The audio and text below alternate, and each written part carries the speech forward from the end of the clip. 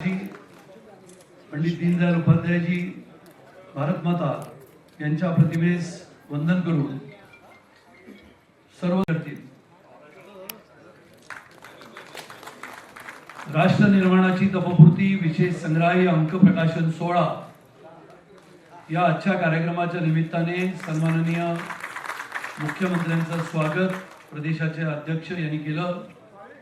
महाराष्ट्र भारतीय जनता पार्टीचे प्रदेश अध्यक्ष माननीय आमदार श्री रवींद्र चव्हाणजी यांचं स्वागत प्रदेशाचे सरचिटणीस श्री राजेश प्रकाशन सोहळ्यामध्ये त्यांचं स्वागत अंक प्रकाशन 16 महाराष्ट्र प्रदेशाचे अध्यक्ष सन्माननीय श्री रवींद्र चव्हाणजी यांचं स्वागत सरचिटणीस श्री राजेश पांडेजी करतील।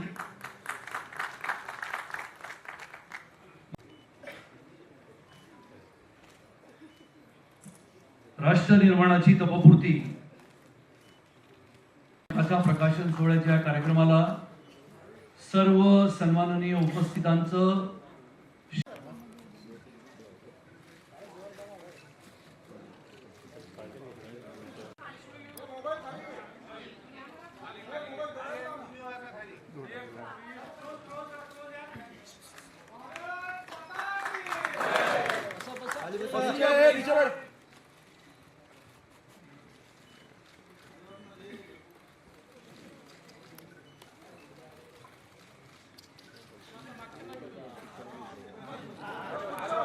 आपण बघा, जगामध्ये आर्थिक सुपर पॉवर तेच आहे ज्यांच्याकडे मॅरीटाईम पॉवर आहे।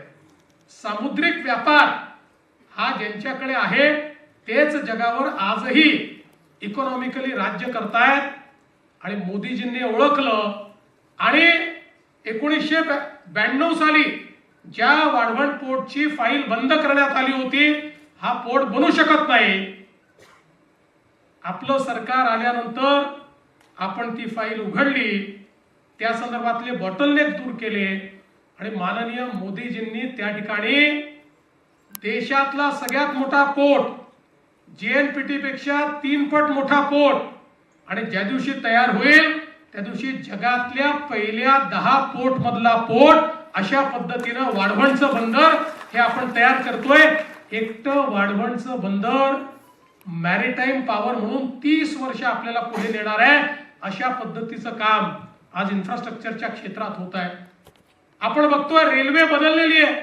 मी परवा वंदे भारत ट्रेननी शिर्डीला गेलो, जगातल्या अनेक ट्रेन्स मध्ये मी देखील बसलेलो आहे, पण वंदे भारत ट्रेन मध्ये बसल्यानंतर आणि जपानच्या ट्रेन मध्ये, चीनच्या ट्रेन मध्ये किंवा स्वित्झर्लंडच्या ट्रेन मध्ये बसल्यानंतर कुठलाही फरक आपल्याला पाहायला मिळत नाही।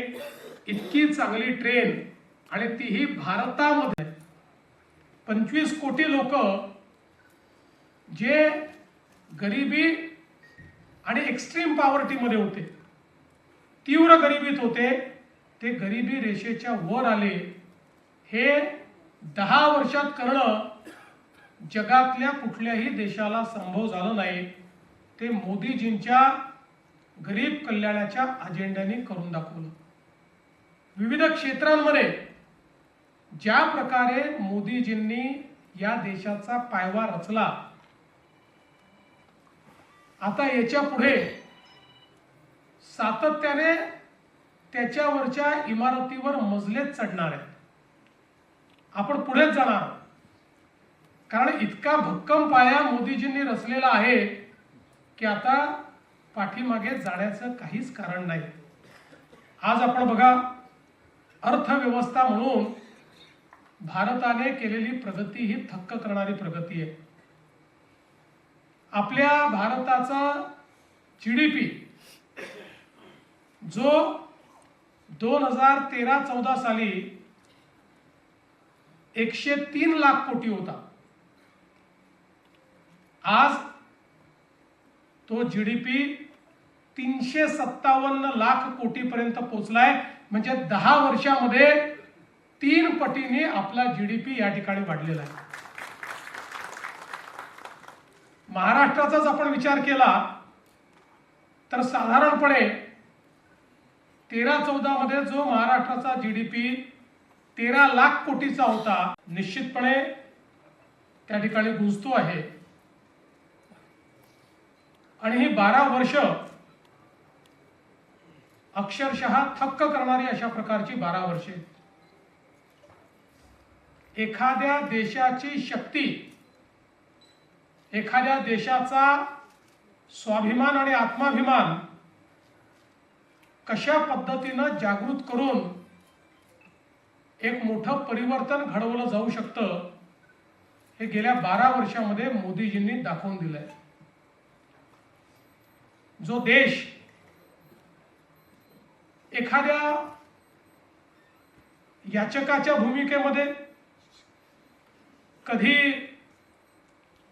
एखाद्या बिचाऱ्या भूमिकेमध्ये आपल्याला पाहायला मिळाला, आज तो देश आत्मनिर्भर भारत अशा पद्धतीनं जगाच्या पाठीवर स्वाभिमानाने उभा असलेला गेल्या 12 वर्षाच्या या कार्यकाळात आपल्याला पाहायला मिळतोय. खरं म्हणजे 12 वर्षात मोदीजींनी वेगवेगळ्या क्षेत्रात केलेलं कार्य हे एका कॉफी टेबल बुकमध्ये मांडणं देखील अत्यंत कठीण आहे. आणि त्याबद्दल एखाद्या भाषणामध्ये बोलणं हे तर त्याहीपेक्षा कठीण आहे. पण मला असं वाटतं की ही जी काही 12 वर्ष आहेत, ही नवभारताकडे जी काही भारताने वाटचाल केली त्याची ही 12 वर्ष आहेत. विविध क्षेत्रांमध्ये जे परिवर्तन झालंय त्याची ही 12 वर्ष आहेत.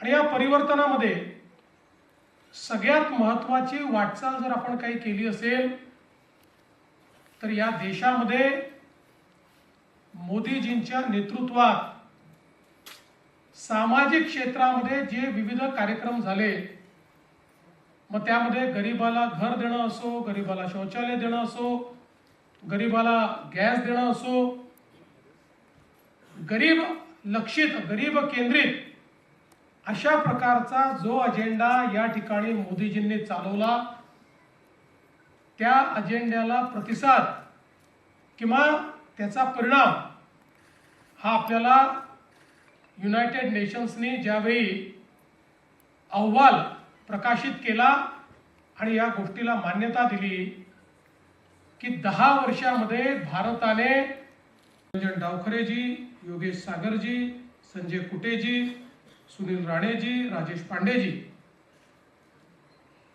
समोर उपस्थित असलेले माध्यम क्षेत्रातील अनेक दिग्गज मान्यवर आणि उपस्थित सर्व भगिनी आणि बंधूंनो, मी रवींद्र चव्हाण साहेबांचं मनापासून अभिनंदन करेन की माननीय प्रधानमंत्री महोदयांना शपथ घेऊन उद्या 12 वर्ष पूर्ण होत आहेत. 26 मे 1914 2014 26 मे 2014 जो आवाज आपण सर्वांनी ऐकला, मैं नरेंद्र दामोदर दास मोदी, तो आवाज आजही शिल्पकार भारतरत्न डॉक्टर बाबासाहेब आंबेडकर यांना मानवंदना अर्पित करतो.